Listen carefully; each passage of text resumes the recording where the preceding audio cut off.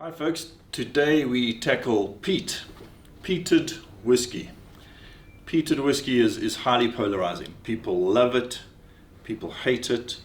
Very few people are impartial to it. My first experience of peat, to be honest, made me recoil in horror. I was in my early 20s and tasting this heavily peated whiskey, my brain just could not get past the trichlorophene, the TCP. Think of that TCP mouthwash flavor. And I just couldn't understand what the appeal was at all. But as with most things, when fear of the unfamiliar subsides, or as you grow older and your palate matures, that experience begins to change and be replaced with something else. And beware, once you get over that peat smoke hump, a whole world of flavor opens up to you. I love reading the tasting notes of some of the world's leading whiskey writers and critics when they're writing about their favorite peated dram. Often the tasting notes are long, quite comical, sometimes even absurd sounding in the flavor notes they're throwing up. But almost always the energy of that experience of tasting a great peated whiskey is thrown down on the page, and you can read it and experience it vicariously. Now I'm a peat lover. I'm a smokehead, and I find the peated section of my home collection tends to get drawn down a little bit faster than the unpeated. Just how did we come to enjoy such a powerful smoky dram infused with notes of iodine, tar, smoke, medicinal notes, marine notes? Peat is essentially decomposed organic matter that has been compacted for thousands of years into this dark, boggy material. It is essentially young coal. And for a long time in Scotland, it was the primary source of fuel in an area that might have been scarce of wood or other sources of fuel. It was eventually usurped in the home by coal, sort of from the 1950s onwards.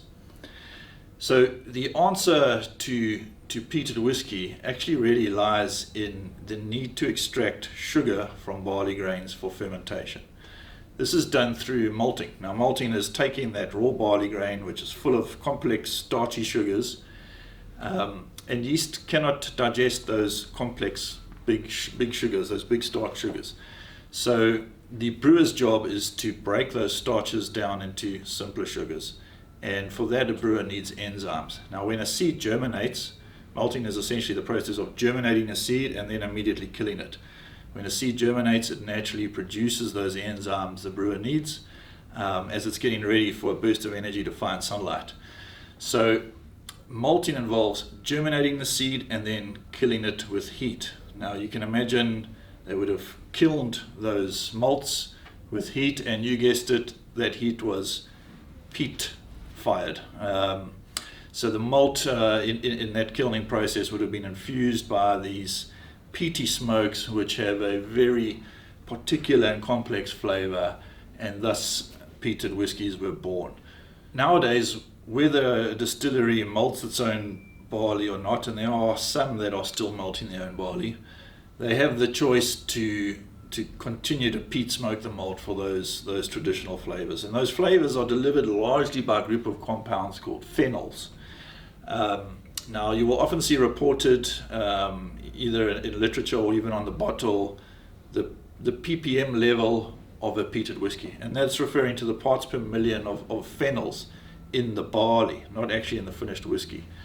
So a ppm level of 20 is considered quite light from a peat smoke point of view, and 50 quite high. Usually at around 50, it's quite an intensely peated whiskey. The ppm measure, though, is a relatively blunt tool, because phenol's only one part of the flavor compound that peat smoke delivers, and peats from different regions are going to infuse malt with different flavors. Then also in the production process, some distillers will extract more phenols from their malt than others, which is why two whiskies of the same ppm level can be experienced very differently, be very different in flavor and profile. So I am surrounded by some of the wonderful peated expressions in the current 2021 portfolio. I have in this glass a pour of the very cloudy Bunnahabhain signatory bottling. This is pretty special as two cask selections by La Maison de Whisky and Navigate World Whisky. And so, a limited edition bottling, but one cut to 43, making it very accessible, affordable, and drinkable. So let me experience some peat.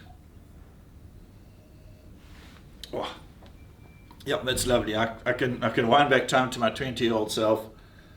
You might be sort of a little bit put out by all these medicinal and intense flavor notes, but this is wonderful. Earthiness,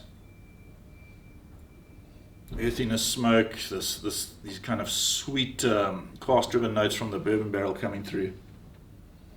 Certainly a bit of iodine, some medicinal flavors there.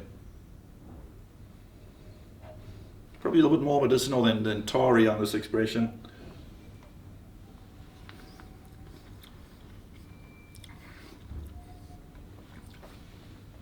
Yeah, and then on the palate, more smoky, more of those notes, lots of length. I'm left with this. There's a nice kind of cask underneath that, the bourbon cask, delivering some vanillins and caramels that are very well balanced with the peat content. But I'm just left with some flavor notes that are hard to describe. It's an engaging dram. A good peated whiskey is always engaging. It's not something you'll drink absent-mindedly. Very rewarding and very satisfying.